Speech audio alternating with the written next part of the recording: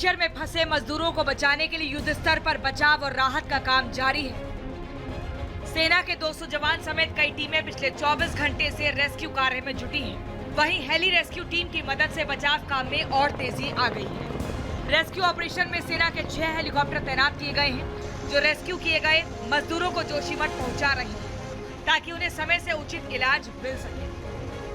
देखिए हेलीकॉप्टर यहाँ पर उड़ना शुरू हो गया। जूम करिए आकाश, हेलीकॉप्टर ऊपर हम आपको दिखा रहे हैं। जो रेस्क्यू ऑपरेशन में इस समय दिक्कतें आ रही थी, अब फिलहाल देखिए ऊपर जो एयर एम्बुलेंस है, जो सेना का हेलीकॉप्टर है, वो इस समय अब जाने लगा है और अब जल्द ही जो है रेस्क्यू ऑपरेशन में तेजी है। चमोली में युद्ध स्तर पर चल रहे रेस्क्यू में 7 फीट तक जमी बर्फ, लगातार बर्फबारी और भारी बारिश अड़चन बनी है। ऐसे कठिन हालात में भी रेस्क्यू टीमें मजदूरों की जान बचाने में न केवल डटी हैं, बल्कि ज्यादातर मजदूरों को सकुशल निकाल लिया गया है। माड़ा गांव के पास एवलांच में फंसे 55 मजदूरों में से ज्यादातर मजदूरों को सकुशल निकाल लिया गया है। इनमें से एक मजदूर की मौत की खबर है, जबकि बाकी मजदूरों की तलाश जारी है। Army, ITBP, NDRF, SDRF, dog squad, PRO, स्थानीय प्रशासन, वायुसेना, यूकाड़ा समेत कई एजेंसियां रेस्क्यू अभियान में जुटी हैं। तो एनडीआरएफ की लगभग रेस्क्यू ऑपरेशन के लिए 50 से ज्यादा गाड़ियां देखिए इस समय तैनात हैं। लगभग 2 किलोमीटर का लंबा ये जाम, और एनडीआरएफ के खोजी कुत्ते कैसे उन जो मजदूर 22 मजदूर फंसे हैं उनको बाहर निकाला जाए, इनकी मदद भी अब ली जाएगी, क्योंकि 24 घंटे से ज्यादा का वक्त हो गया। उत्तराखंड में मौसम बहुत बड़ी बाधा बन रहा है रेस्क्यू ऑपरेशन में। जवान, एनडीआरएफ के जवान, एसडीआरएफ के जवान और तमाम ये खोजी कुत्ते भी जो यहाँ पर आप देख रहे हैं, मुस्तैदी आप देख पा रहे हैं उत्तराखंड सरकार की कि कैसे मजदूरों को जल्द से जल्द निकाला जाए जो पहाड़ पर यह हादसा हुआ एवलांच का, क्योंकि उनकी जान को बचाना इनका पहला मकसद है। वहीं प्रदेश के मुखिया सीएम पुष्कर सिंह धामी आज सुबह जोशीमठ पहुंचे और हवाई सर्वे कर रेस्क्यू कार्यों को खुद देखा और घायल मजदूरों से मुलाकात भी की। सीएम धामी ने पीड़ितों को उचित इलाज का भरोसा दिया और आनन फानन में देहरादून पहुंचकर बड़े अधिकारियों के साथ बैठक भी की। वहीं पीएम मोदी ने भी सीएम धामी से फोन कर हादसे की जानकारी ली। बचे हुए 7 लोग हैं, उनको भी जल्दी ही निकालने के लिए युद्ध स्तर पर काम किया जा रहा है। यहाँ से भी सभी तैयारियां की गई हैं। MI हेलीकॉप्टर भी हमारे तैनात हैं। माननीय प्रधानमंत्री जी ने भी आज प्रातःकाल पूरे रेस्क्यू अभियान से लेकर पूरी घटना की जानकारी ली है और हर संभव उन्होंने सहायता के लिए कहा है। एवलांच का शिकार 55 में से कुछ मजदूरों की तलाश अभी भी जारी है। इनमें से ज्यादातर मजदूर बिहार, उत्तराखंड और उत्तर प्रदेश से हैं।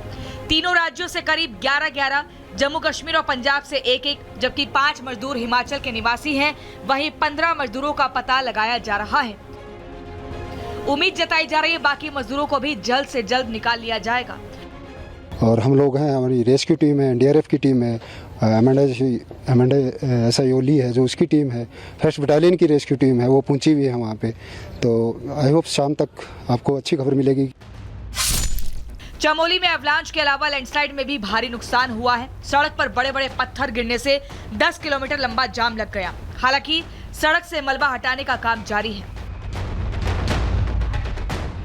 उत्तराखंड समेत सभी पहाड़ी इलाकों में खतरा बना हुआ है। मौसम विभाग लगातार चेतावनी जारी कर रहा है। ऐसे विषम हालात में हैवी स्नोफॉल के बीच जवान रेस्क्यू में जुटे हैं और सीएम धामी अपने एक्शन से अधिकारियों का हौसला बनाए हैं। Bureau report, Republic Bharat. तो हिमाचल प्रदेश में पिछले 3 दिनों से भारी बारिश और बर्फबारी हो रही है। मूसलाधार बारिश और बर्फबारी से कई जिलों में मुसीबत बढ़ चुकी है। कुल्लू में बादल फटने से भारी नुकसान हुआ है। बाढ़ और लैंडस्लाइड से करीब दर्जन भर गाड़ियां क्षतिग्रस्त हो गई हैं। कुल्लू के कई इलाकों में जो गाड़ियां हैं वो कैसे बह गई, तस्वीरें आई सामने। कुल्लू में 900 से ज्यादा बिजली के ट्रांसफार्मर बंद पड़े हैं। तस्वीरें हम लगातार आपको दिखा रहे हैं। भूस्खलन की तस्वीरें हैं। सोचिए, गाड़ियों को अंदाजा भी नहीं था किस तरह से कहीं रोड धंस गई, भूस्खलन हो गया और जो जहां है वो वहीं रुकने के लिए मजबूर हो गए। ये देखिए, ये जो गाड़ी है ये किस तरह से धंस गई। ये रोड पर थी, चूंकि जो भूस्खलन हुआ उसके बाद ये जो गाड़ी है ये धंस जाती है। कई गाड़ियां ऐसी हैं जो अभी भी पानी की चपेट में है।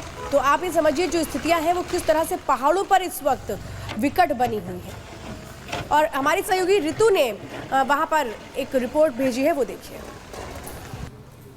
इस वक्त मैं मौजूद हूँ कुल्लू शहर के आसपास और यहाँ पर बीते दिन जिस तरीके से तेज बारिश हुई थी, उस बारिश के बाद का मंजर आपको दिखा रहे हैं किस तरीके से व्यास नदी का जो प्रकोप है वो यहाँ पर बढ़ता हुआ नजर आया था। और इसी प्रकोप के जो अंश है वो हम आपको दिखा रहे हैं किस तरीके से गाड़ियों को बहा ले गया, जो बहाव है।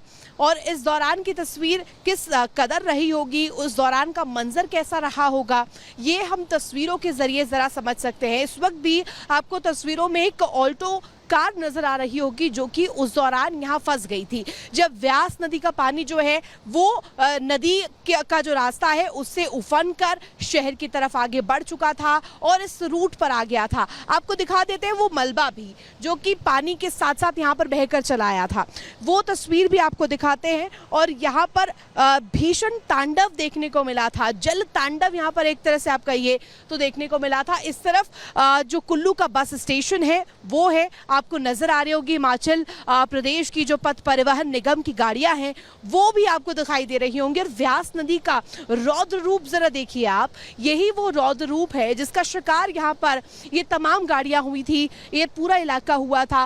कल बीते दिन जो तस्वीर रही थी ऐसा बताया जा रहा है कि 10 से भी ज्यादा जो गाड़ियां हैं वो यहाँ पर बहकर चली आई थी। आगे बढ़कर हम कुछ और तस्वीरें भी दिखाना चाहते हैं। ये वही मलबा है जो कि पानी के साथ बहकर आ गया था। आगे बढ़ते हुए आपको ये भी तस्वीर एक दिखाना चाहेंगे जहां किस तरीके से देखिए व्यास नदी ने किस तरीके से जो नदी का मलबा है वो इस तरफ शहर की तरफ बढ़ाया। और लोगों के यहाँ पर आपको नजर आ रहे होंगे छोटे छोटे दुकान हैं, वो दुकान भी कहीं ना कहीं पानी की चपेट में आए थे, पानी में डूबे नजर आए थे। और इस वक्त बड़ी खबर हरियाणा से आ रही है जहां के अंबाला में कोर्ट परिसर में फायरिंग हुई है। पेशी पर आए अपराधी पर बदमाशों ने गोलियां चला दी। फायरिंग के बाद मौके से फरार हो गया है अपराधी। बड़ी खबर इस वक्त हरियाणा के अंबाला से जहां पर यह बताया जा रहा है कि पेशी पर आए अपराधी पर बदमाशों ने गोलियां चला दी और जो बदमाश है वो फरार हो गए।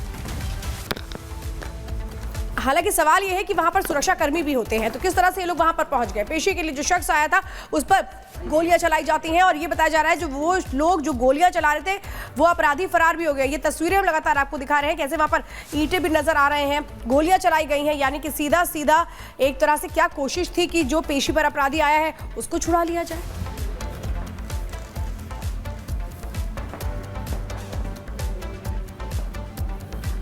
तो बिल्कुल ये जानकारी हम आपको लगातार दे रहे हैं। पेशी पर आए अपराधी पर बदमाशों ने गोली चला दी है। हालांकि जांच पड़ताल लगातार जारी है। फायरिंग के बाद मौके से अपराधी फरार हो गया है जिसे ढूंढने की कोशिश की जा रही है। वारदात को अंजाम देने के बाद आरोपी वहां से रफूचक्कर हो गया है। हरियाणा के अंबाला में कोर्ट परिसर में ये फायरिंग की जो खबर है वो यहां पर मिलती है और